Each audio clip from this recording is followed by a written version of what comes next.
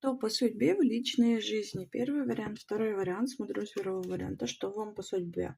Так, здесь вы как-то настроены серьезно, настроены так, чтобы раскрыть какую-то тайну, раскрыть какую-то ложь, обман, чтобы прояснить ситуацию, чтобы выйти из какого-то застоя. То есть вы где-то понимаете, что если ваша личная жизнь сейчас вас не радует, то на то есть причина, и эти причины вы, скорее всего, и предчувствуете, кто и что виноват. Так что здесь больше смелости, показывайте свой характер и решайте вопрос незамедлительно. Второй вариант, что по судьбе в личной жизни.